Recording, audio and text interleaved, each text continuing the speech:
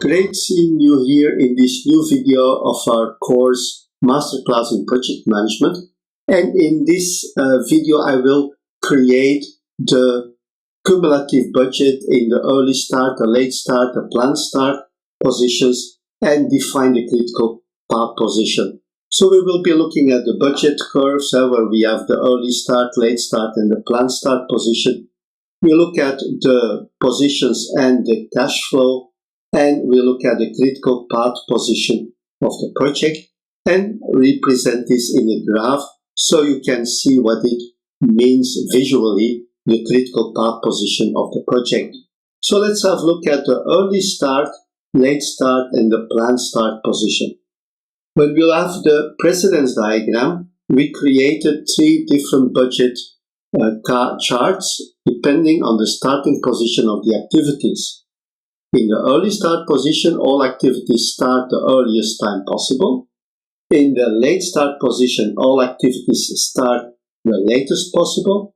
And in the planned start position, we have the adjusted start and finish times of the different activities, where we will considering the resolution of resource issues. We reduce the amount of slack, and we find here basically the schedule and the cost baseline of the project.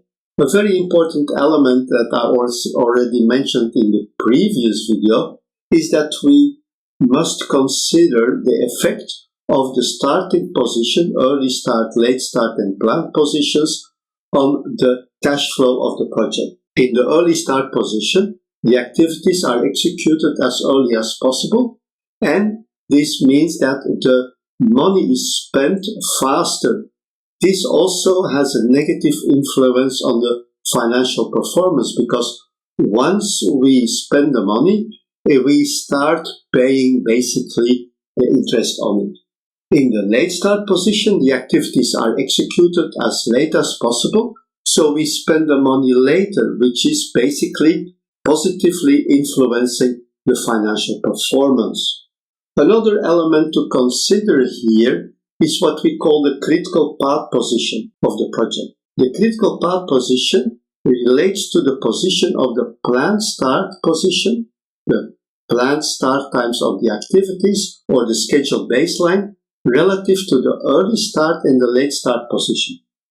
The closer the planned start curve is to the early start, the higher the total slack is, also the higher the flexibility is.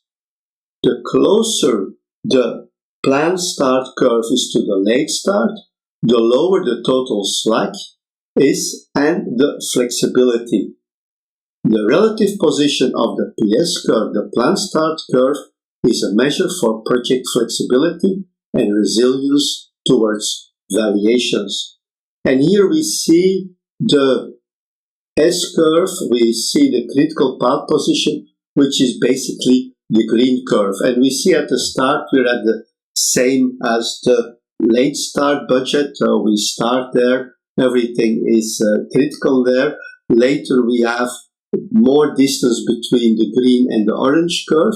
And at the end we are exactly on the late start curve. So we see we are a little bit in the middle. And in this case, our project, except from the first period and from period 8, has a lot of flexibility.